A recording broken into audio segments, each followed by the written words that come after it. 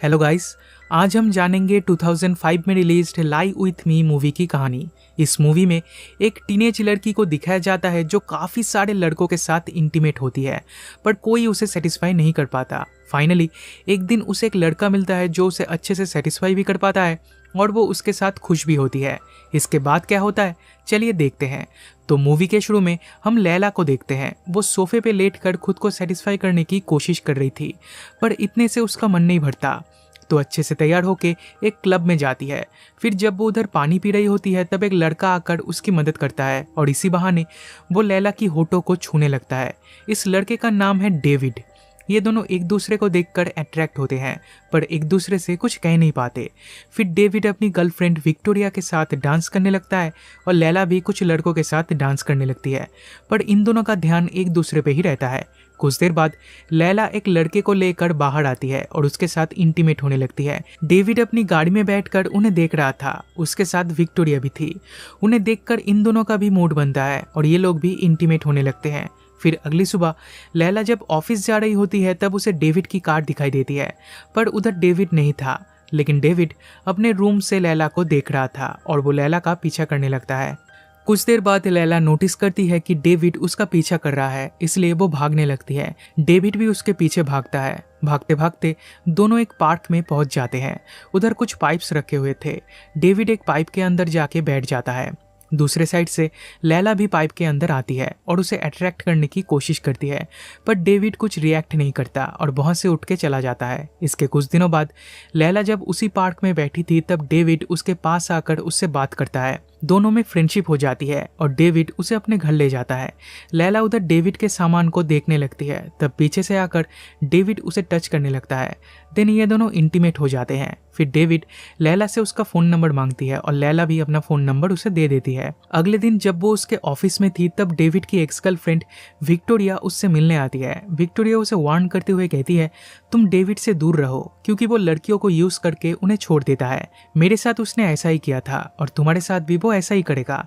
ये सुन के लैला अपसेट हो जाती है। फिर डेविड को कन्फ्रंट करने उसके घर पे जाती है, लेकिन वो उसे कुछ कह नहीं पाती, उल्टा उसके साथ इंटीमेट हो जाती है। अगली सुबह वो देखती है डेविड रूम के अंदर नहीं है। वो उसे ढूंढने जाती है तो देखती है डेविड उसके डैड को नहला रहा है, उनकी सेवा कर रहा है। ये देखकर लैला इंप्रेस होती है और उससे प्यार करने लगती है।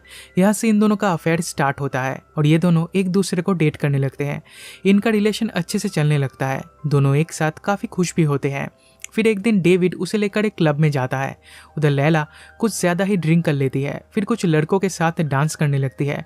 वो लोग लैला को हर जगह टच करने लगते हैं और लैला इसे एंजॉय करती है, पर डेविड ये देखकर गुस्सा हो जाता है और उसे फोर्सफुली घर ले आता है। उधर ये दोनों फिर से इंटीमेट होने लगते हैं। तब डेविड पूछता है, क्या मैं तुम्हें सेटिस्फाई नहीं कर पाता? तुम किसी और के साथ फ्लर्ट क्यों कर रही थी? लैला समझ जाती है कि डेविड गुस्सा है। लैला को अपनी गलती का एहसास होता है और वो प्रॉमिस करती है फिर कभी ऐसा नहीं करेगी। फिर एक दिन डेविड अपने डैड के साथ कुछ टाइम स्पेंड करता है। फिर उन्हें अच्छे से सुला के अपने रूम में चला जाता है, लेकिन सुबह उठ के देखता है उसके डैड की डेथ हो चुकी है। वो अब इस दुनिया में नहीं रहे। ये देखकर डेविड रोने लगता है। वो पूरी तरह से टूट चुका था। तब लैला उसे संभालती है। इसके कुछ दिनों बाद लैला डेविड से मिलने उसके घर पे आती है। वो उसे अट्रैक्ट करने की कोशिश करती है, फिर फोर्सफुली उसके साथ इंटीमेट होना चाहती है, पर डेविड उसे मना करता है क्योंकि कुछ ही दिनों पहले उसके डैड की डेथ हुई है, इसलिए उसे ये सब अच्छा नहीं लगता। लैला उसे फोर्स करती है तो वो उसे अपने घर से निकल जाने के लिए कहता है। लैला गुस्से में वहाँ से चली जाती है। इसके बाद से वो अपसेट रहने लगती है, हमेशा डेविड के बारे में ही सोचती है। पर कुछ ही दिनों में वो वापस नॉर्मल लाइफ जीने लगती है, क्लब जाने लगती है और अलग अलग लड़कों के साथ इंटीमेट होने लगती है, पर उसे वो सेटिस्फैक्शन नहीं मिलता जो उसे डेविड से मिलता था। इसलिए वो फिर से डेविड के पास जाती है, पर इस टाइम डेविड घर पे नहीं था। अगले दिन वो क्लब जाती है और उसे उधर डेविड मिलता है। वो जाके उसके साथ डांस करने लगती है, पर डेविड उसके साथ डांस करना नहीं चाहता। वो मना कर देता है। तब लैला गुस्सा होकर घर चली जाती है। फिर एक दिन वो एक लड़के के साथ इंटीमेट हो रही थी, पर वो लड़का उसे बिल्कुल सेटिस्फाई नहीं कर पाता, इसलिए लैला उस पर नाराज़ होकर उसे भगा देती है।